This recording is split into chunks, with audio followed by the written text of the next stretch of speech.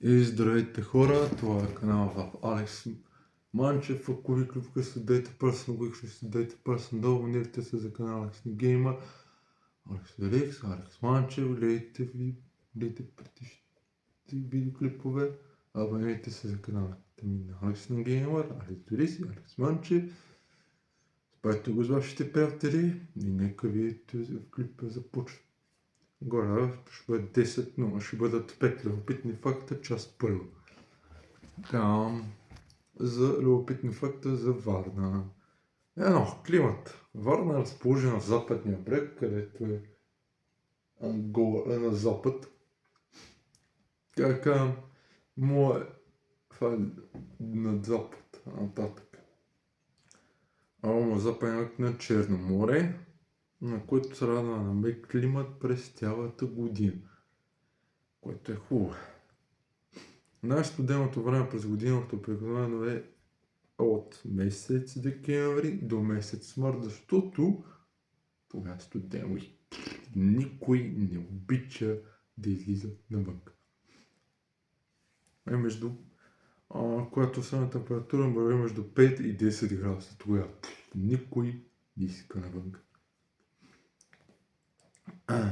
Лятото започва в началото на май месец, до началото на октомври. До тогава е лято.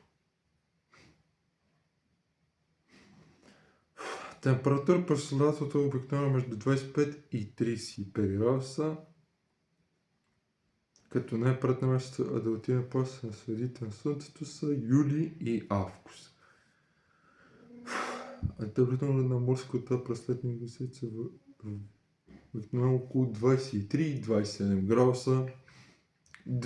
Плашовете, минералните води, в които влизат коритните златни пясъци, пак над запад, но надолу малко. И Свети Константин и Елена са добре известни със своите великолепни обширни плажове, топлото синьо море, лечебните минерални извори. Се практикува различни видове спортни водни спортове, плажен волейбол, сърф, гмуркане, каране на джет, разходка с лодка, ходка с банан и други. Останалите нямат семейен извор на вода, и други. Свети Константин и Елена имат 7 минерални извора на водата около 40-60 градуса, без аналог в Европа.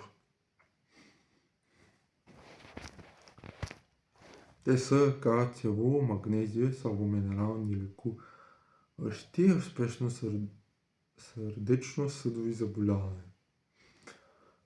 Комбинация в климата, въздействието и става още по-силно. Коротът задница е известна като перлата на българското Черно море. Трети. История. Тя е люлката на най-старата европейска цивилизация.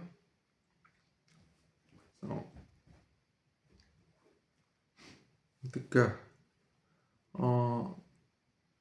Във Варна можете да организирате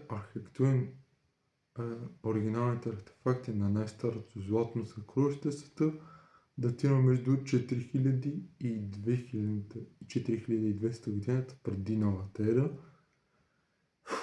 Това само начало за вашата историческа обиколка. Има и много други съкровища от по-късни култури, като тракийска, гръцка, римска, византийска, българска и други.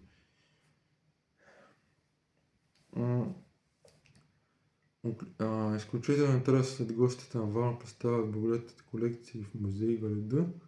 Още повече, че четвърти по на римския термин на Европа след тези музеи, 2-3 век след Христа, защото е когато разцветът на римския, когато е и разцветът на римски Одесус. 4.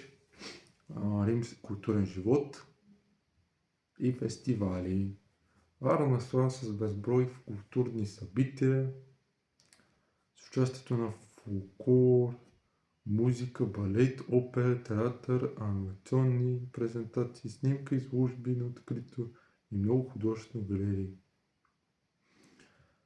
Тук се намират от най-съвременните многофункционални зданието на Дворецът на културата и спорта, фестивален конгресен център, позволяващи център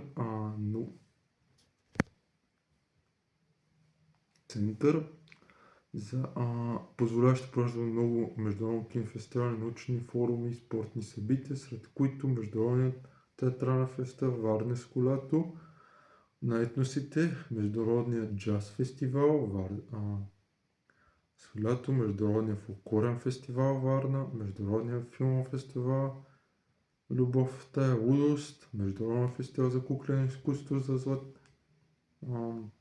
златния ден филм, Международния фотографски салон, фестивалът на българския филм, на Роза и други. Варна е също европейска младежка столица през 2017, европейска столица на спорта 2017. 5. Вино и кухня. Варна е известна с винените си сортове, грозде и доброто качество на виното, което са произвеждани от тях. Избите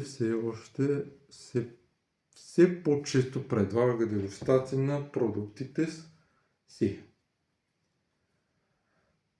Представям по интересен и запомнящ начин.